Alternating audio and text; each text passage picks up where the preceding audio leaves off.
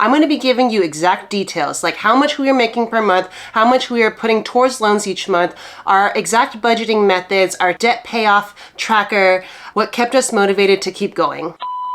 Welcome to episode 6 of the Becoming Debt-Free series. In this episode, I'm going to be sharing with you our personal story of how we paid off $311,000 in 2 years, 8 months. If you haven't seen the other episodes on how to get out of debt, then I'm going to be sure to link those below. Also, if you're new here, hello, I'm Erica and welcome to Build Your Moxie. Here, I teach people how to be smart with their money so they can enjoy life to the fullest. Alright, so there's a lot to cover, so I thought to keep me on track, I would just add commentary to our Debt-Free Scream interview when we were on the Dave Ramsey Show, now called The Ramsey Show. I figured this way I can explain in more detail as we're being interviewed and then show you how we managed to pay all this off and stay motivated. Alright, so here's the interview. Anthony and Erica from Los Angeles, California. Get this, just to tease it, $311,000 paid off. This couple got gazelle intense, and you get to hear their story coming up on the show. Anthony and Erica are with us. If they're on the debt-free stage, that must mean you are debt-free. Congratulations. Yeah, thank you. So good to have you guys. How much have you paid off? $311,000, and we did that in 2 years, 8 months. Way to go. Wow. And your range of income during that time? We started at $115,000 take-home pay and ended at about $180,000. Okay. Wow. Okay, so we made sure to always emphasize this was our take-home pay because a lot of people, they'll just give their entire salaries, but you have to think that tax is being taken out, and that's a huge chunk. So in this video, we're going to be talking about income, and it's going to be after tax has been taken out. And also, if you're already like, oh, they already make so much money, well, there is the income to debt ratio that we're going to be talking about, and I've talked about it in other episodes as well. But yeah, living in Los Angeles is not cheap, so for us, I'll explain more like how we cut our expenses and how we raised our income. Where do you guys live? We live in Los Angeles, California. Cool. What do y'all do for a living? We're both doctors of physical therapy. Oh, great. Yeah. Okay. Both PTs. Good, Yes. good. So I'm guessing the 311 might have been a little student loan debt. Or all of it. All of it. Oh, my. What a mess. So the thing is, a lot of people just take out a bunch of loans when it comes to college and grad school, and this is just the norm, which is really unfortunate. We ended up taking out the max amount, so we had something called Grad Plus loans, and this was to pay for living expenses, so mistakes were made. Yeah. So you wake up and you see Mount Everest at the foot of your bed in the morning. Oh, yeah. $311 freaking $1,000. Had to take your breath away a little bit when you had to wake up, the old crap moment, right? Oh, yeah. Definitely. I'd never had debt in my life, and then seeing that amount was a little scary. Yeah, a little. Same And here. so what happened that gave you that moment and that wake-up call when you started this program 2 years and 8 months ago? Well, we graduated from physical therapy school in 2015, and then the first year, we always knew we wanted to pay off loans like quick, like maybe within 5-10 years. But that first year, we actually started off with $361,000. But the first year we paid off $50,000, and we're like, yeah, we're doing pretty good. And then the $50,000 didn't even go like towards a principal. It was all $32,000 towards interest and then only $18,000 towards principal. So we're like, oh my goodness, this compound interest game is going to kill us. We're going to be doing this until we're like 50. And then we were sad and we were mad. We were like sad mad. And then we're like, we got to get pumped. So Dave Ramsey basically said, yeah, what a mess. And it was a mess. And actually, we did this debt calculator thing. And if we would have taken 10 years or more, right, we would have been paying over $100,000 in interest, which is just crazy and so lame. For us, we hate owing people money, like anyone, even like a sibling or parent or whatever. So for us, we just wanted to get this done and out of our life. So yeah, basically when we got married, my Uncle Ryan, hi Uncle, 7 years, 8 months ago, he gave us this Financial Peace University when we got married. We actually thought it looked really nice. Dave, you have a very aesthetically pleasing look. So we put it on our shelf. Photoshop is amazing. So beautiful. So we put it on our shelf for the first 4 years, and then once that, but it's Didn't so even open good. the box. Nope, didn't Pop open of it. color. It had the plastic. It was beautiful. So, yes. So we then opened it up after we're like, oh, we're going to be like this forever. We should just do the thing. Yep. Yes. So. Okay, so is that like the home study version, the old home study case? Yeah, the oh, old it's home had the study. DVDs in it and everything. Yep. So you Yes. just did this at home? Yeah. Yeah. Well, kind of. So I grabbed the CDs out of it and started listening to them.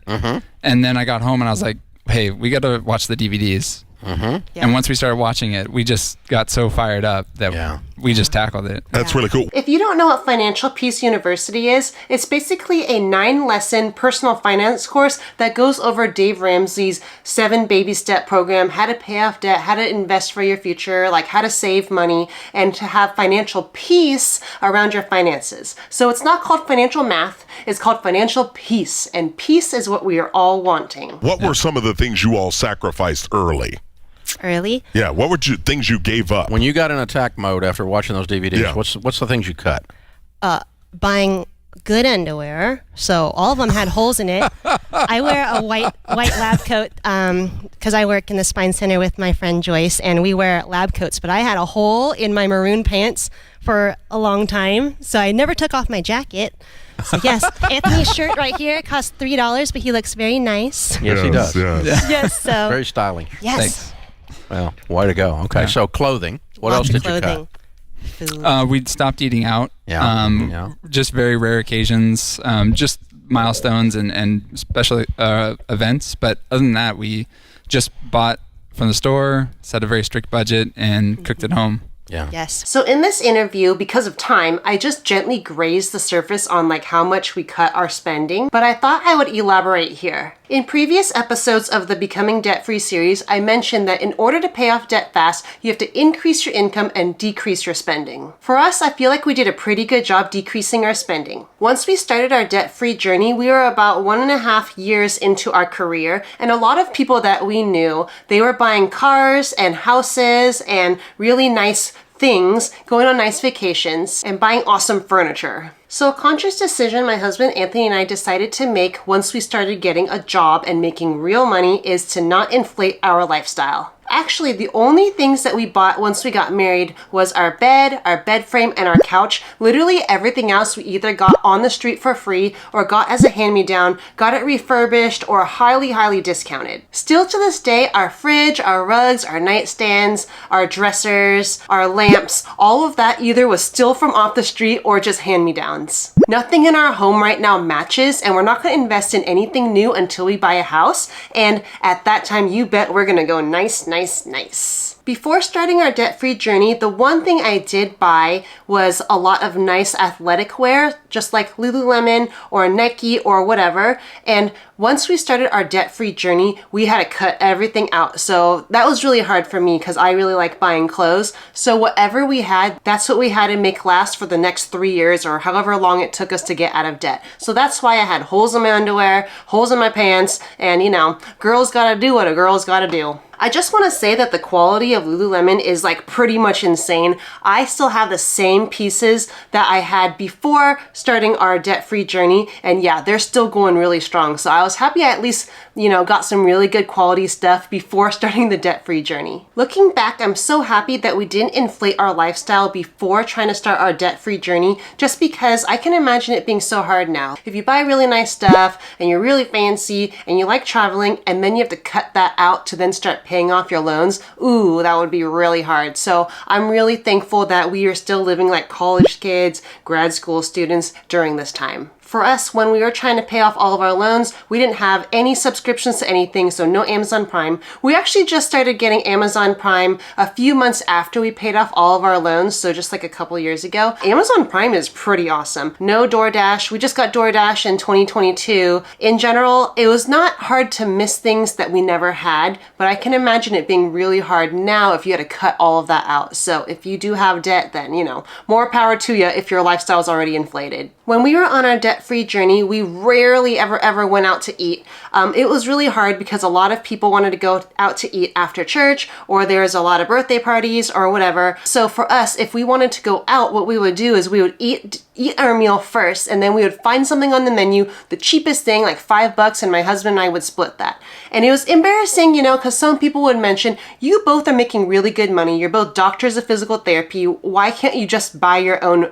meal, right? And we're just like, oh no, that's okay, we already ate. But in the end, it was totally worth the embarrassment. That was a really hard thing because we really wanted to eat out and enjoy ourselves. The lunches that we had for work, just thinking about it like makes me a little bit nauseous. We would go to Costco, we would get that Kirkland loaf of bread, right? We'd put it in the freezer if needed. We would get some Columbus meat. We had some romaine lettuce. We would crack that, wash that up, and then just slam it in that sandwich. I can't look at those sandwiches the same without getting like a little bit of a visceral response. Like I start getting like a little bit warm up here, gets a little bit nauseous. So we still ate really healthy. We understand you have to be healthy when you're still trying to get out of debt. Costco rotisserie chicken, $5.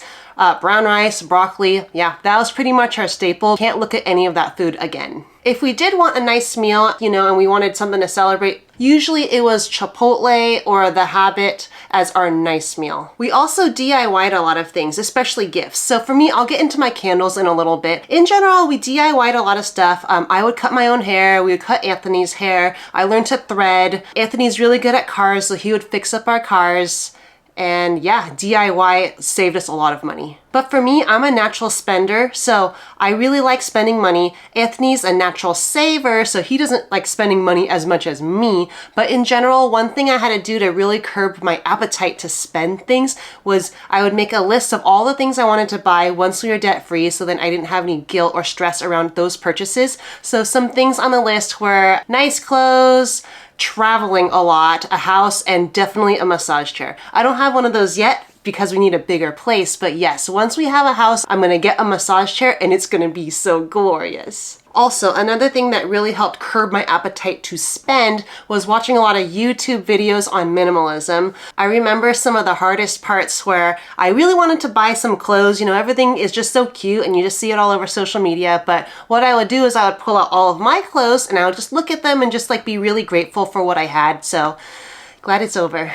Also, another thing that helped us on our debt-free journey is because I'm the natural spender and Anthony's the natural saver. For me, if I could just control my appetite to spend, we already know that he is good. Like, he is perfect. In general, it's really nice having a husband that doesn't spend a lot of money, especially like on himself. So he wanted to spend money on other people, but now we're able to be generous. But yeah, he doesn't spend money on himself. And actually, now that we're debt-free, I like force him to spend money on himself. Not to be like outrageous or anything like that, but yeah, so now he spends $300 a month on jujitsu, and that is what makes him feel so happy. Another thing that really helped us with our debt-free journey was both of us are super competitive. Like, not with each other because that's not too healthy for our marriage because we're so similar, but in general, in life, we're just really competitive. So every month we would just try to beat the previous month and see how much less money we can spend. And that really helped us when it came to saving up a lot of money so we can just throw it towards our loans. A lot of people would be like, really, what'd you do?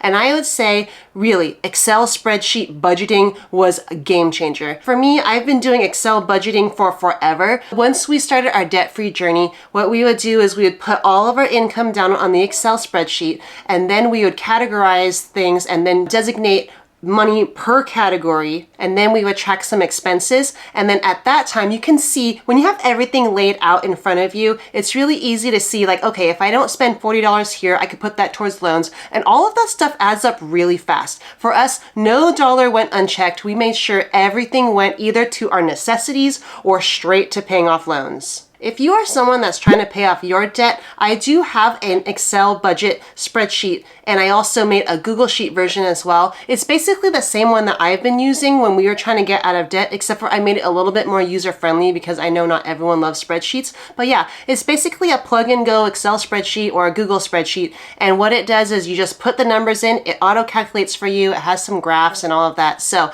if you're trying to get out of debt and you need something to keep you organized, I'll link it down below in the description box. If you do listen to Dave Ramsey on the radio or on YouTube, you'll see that he uses certain terms like saver, spender, nerd, and free spirit. So in general, I am a nerd spender, and my husband Anthony is a nerd saver. So both of us, we just nerd out on being nerds, and I definitely feel like just staying organized really helped our process. All right, let's get back to the interview. So you're in a medical community where friends looking at you like you lost your mind? Yeah, a little bit. I think we were so pumped up and fired up about it that we turned a lot of our friends into cheerleaders by the end. Ah, okay. So, all right. Yeah. Well, that's very cool. Good. So I would say for the most part, a lot of people were really supportive of us. They were confused why we were doing it, but they were really supportive. But I do remember this one time where one of my coworkers, she called me a cheapskate. And that was, I felt like it was kind of hurtful, but at the same time, I'm like, you know what? She doesn't really know my situation. In the end, I decided just to shrug it off and just keep doing my thing. If you're someone that's trying to pay off your debt and people are calling you cheap and stingy and cheapskates, literally, you just do you. Don't let them bother you. I could be your cheerleader. Just pay off your debt. Don't worry about what other people are saying. We could either let it affect us or we can just keep trekking through. In episode 1, I discussed having a why for why you want to get out of debt. So when people are giving you weird looks and you're feeling embarrassed and it's just really hard, just remember your why. Your why will help you get through. Friends and family that are supporting you, just really cling to them. We couldn't have done this without our friends and family, so they weren't really understanding why we were doing it, but in general, they are so supportive. Now that we're debt-free, we're trying to support other people as well. We're trying to pay it forward and be generous in as many ways as we can. Okay, so you did it. Couple of docks here. $311,000 worth of Mount Everest is gone in 2 years and 8 months. Cash flowed every bit of it, right? Every bit of it. You just lived on nothing. Nothing. Yeah. In attack mode. Yes. What do you tell people the key to getting out of debt is? Well, it's not only just saving up and like not spending anything, you also have to raise your income. So for us, we're both only making $115,000 take-home pay. So I'm an Excel super nerd, so I love it. It's like my second husband, minus Anthony right here. But basically, we said we need to get our income up. So we had Anthony start working home health physical therapy, part-time, some cash pay, picked up some car jobs, and then for me, I started Barton Burns, my soy candle company. So that included Etsy and art fairs. And then Anthony started teaching at a university for a physical therapy school. And then I started teaching with him for another physical therapy school. So by the end, we had 3 solid jobs each, along with our little mini things here and there. And that's how we got to $180,000 take-home pay. In the previous episodes of my Becoming Debt-Free series, I talk about the income to debt ratio and the shovel to hole ratio. The bigger the hole, the bigger the debt. And the goal is to fill up the hole. So your shovel is the income. You can't change the size of the hole, so you want to get a bigger shovel in order to pay off your debt faster. So before we started our debt-free journey, we were paying $50,000 per year, and if we kept up that same rhythm and just did $50,000 per year, first of all, the interest would have killed us. But second, it would have been really hard to pay all that off quickly without increasing our income. To pay off over $300,000 by just decreasing your spending is not going to work. You have to increase your income. I mean, it can work, but you're going to be paying an outrageous amount of money towards interest. If you have a lot of consumer debt, you have to increase your income, not just decrease your spending. So I wanted to go over our income during our debt-free journey and show you how we increased our shovel size in order to fill up that hole. I also want to show you how much money we were paying towards loans each month. So when we started, our physical therapy jobs were making a take-home pay of $115,000 total. So that's between us. That means $57,500 for him and $57,500 for me. So this is where we started off at. Towards the end of our debt-free journey, we were bringing home $180,000 take-home pay. So that means $90,000 take-home pay for me, $90,000 take-home pay for him, but it was like kind of like mixed in there. So basically, $180,000 minus $115,000, we were making $65,000 take-home pay in addition to our normal physical therapy salaries. So if you think about that, before tax, that's like getting a really good job, $100,000 before tax. So yeah, we started at $115,000 after tax and then moved up to $180,000 after tax towards the end of our debt-free journey. Definitely both of us teaching at a university helped. Anthony was teaching at 2 universities and I was just teaching at 1, and this was for physical therapy school, so that was a really good amount of money. And then Anthony, when he picked up cash pay physical therapy and home health physical therapy, that brought in a pretty good amount of money as well because the payment's just a little bit higher than a traditional outpatient physical therapy job. But a really big pay bump for us was my Barton Burns eco-friendly soy candle company and my succulent houseplant company. So what I would do, in the last episode, I talked about when you have a side job or a side hustle, you want to make sure it's not something that'll sizzle you out. So if you're going to have an intellectual job, then it's really hard to have an intellectual side hustle job unless you're like super fresh up here and you get really good sleep. So for me, I would use my science brain during the day physical therapy. Then at night, I would use my creative and entrepreneurial side to do candles. So I would get home around 6 o'clock, like after the gym, and then I would just make candles and cast succulent cement planters. And I would go anywhere from like 6 to 11 o'clock at night. Usually the next day I would go to the post office at lunchtime so I can then ship all my Etsy orders. But yeah, it was making pretty good money. I would probably make anywhere from 15 to 20 items per night, and I would sell them anywhere from $10 to $30 each. On weekends, I would also vendor at a lot of artisan fairs, and then I would also be teaching succulent arrangement classes like on the weekends. So we were also both physical therapists, and we wanted to go to Kenya as a medical mission, but we didn't want to take from our actual salary and pay that towards like going to Kenya. So a lot of Barton Burns, a lot of the proceeds went to supporting medical missions as well as our own. Before Build Your Moxie, it was all about Barton Burns, so that's why you see all these plants behind me. I'm like a super green thumb, I guess. Anyways, if you're wanting to start a side business or a side hustle, take a look in the description below. I have some information for you there. As far as it goes with how much we paid towards our loans, I wanted to show you what we did. So for my husband and I, we actually used the debt snowball method. I cover that in episode 3 of this series, but we use the debt snowball method because for us, we are huge into like human psychology, and anytime we can use that, we're gonna take advantage of it. So the debt snowball is based off of little mini wins, and having those wins motivate you to push you forward. A lot of people thought we were crazy because we weren't doing the debt avalanche method because they were saying you're gonna be paying so much more in interest. But actually, if you put all of your loans in a debt calculator, you'll see that the debt snowball method versus the debt avalanche method, there isn't really that much of a big difference. I think for us, maybe it was like $6,000 or $7,000. In the end, it doesn't even matter which method you pick. We just like the one that was based off of human psychology and motivation and winning. It doesn't matter which one you pick as long as you pay it off and you pay it off fast. This video would be too long if we showed you every single month of our debt snowball payment method, so here's just the last few months of our debt snowball. We both started off with 10 to 11 loans each, and every time we paid off a loan, we would black it out.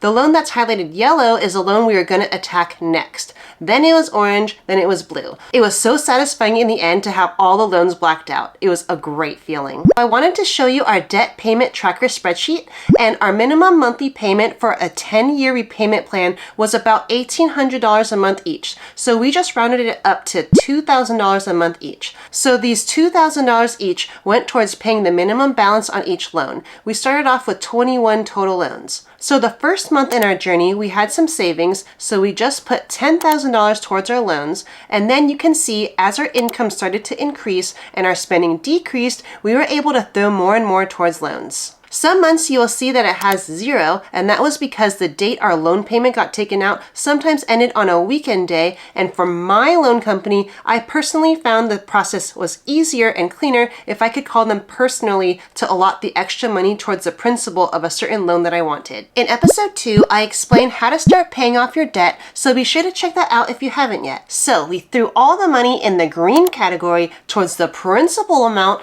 of the yellow highlighted cell in our debt snowball. So the first year, it looks like we paid $99,681 with an average amount of $8,306 per month. But remember, we had $10,000 in savings and threw it towards month 1. So technically, if we didn't do that, we would have had paid off $89,000 within that first year.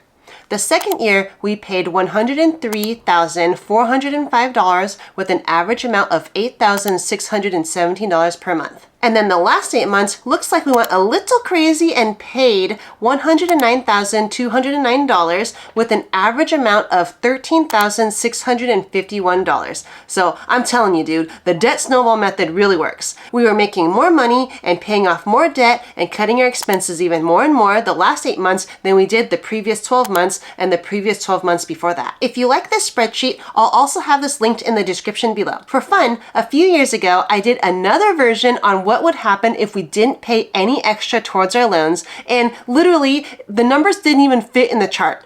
Anyways, this chart is really fun because you can play around with the numbers and just see what would have happened if you paid extra each month or didn't pay extra each month. The one I linked below has up to 10 debts and it goes up to 7 years. I also have a spreadsheet for paying off the mortgage too. So now it's time to rest a little. Yeah, a little bit. To breathe. Yes, to breathe You just a little have been bit. game on. I mean, that's gazelle intensity. Yeah, you get your income up and your out go down and you plow through it. And that's exactly what you did. I'm proud of y'all. Yeah, that's fantastic, well done. you all. Trust me, Dave, we have been breathing. Oh, yes, we have. Definitely. You got this. And that's what you've got to have. You got to have people in your corner. That's so cool, y'all. Yeah. If you need a cheerleader, I could be your cheerleader. Anyways, comment below if you're trying to get out of debt. And yes, let us all be your cheerleaders. You got this. Also, feel free to message me on Instagram. I'll just put it right here. How's it feel now that you're free? Oh, unbelievable. We paid off our last debt 2 weeks before the whole COVID shutdown happened. Oh. So it was, even though we didn't get to go out and do a big celebration, the celebration was like this inner peace, like just knowing like we don't owe anyone anything during this time when things are just going crazy. Yeah, it's absolutely nuts. So, you actually get to keep your income. Yeah. You know, exactly. it gets to stay with you. Yeah, That's a good thing. That was a weird feeling. I bet. Not having to ask her, okay, how much do we pay this month? Okay. Right. Yeah. It was like, oh, it's all in our savings. There you go. It's like this. It's kind of surreal when you finally get there. Well done, you guys. We're very, very proud of you. It really is surreal. When you don't have debt to pay off, you get to keep all that income that you're making. So for us, if we want to save up for something like a nice vacation to Japan, we totally can just save up for it and then just go, feeling guilt-free, stress-free. It's amazing. Very, very well done. How old are you two? I'm 31, and Erica's 29 for now. I turn 30 tomorrow. Happy birthday. Thank you. I'm 30, flirty, and thriving. Works for me. I like it. Well done. Well done. Wow, you guys are incredible. Excellent, excellent job. All right, Anthony and Erica, Los Angeles, California, $311,000 paid off in 2 years and 8 months, making 115 to 180. Count it down. Let's hear a debt-free scream. 3, 2, 1. We're debt-free! Yeah! Unbelievable. Yes. Wow. So that's it.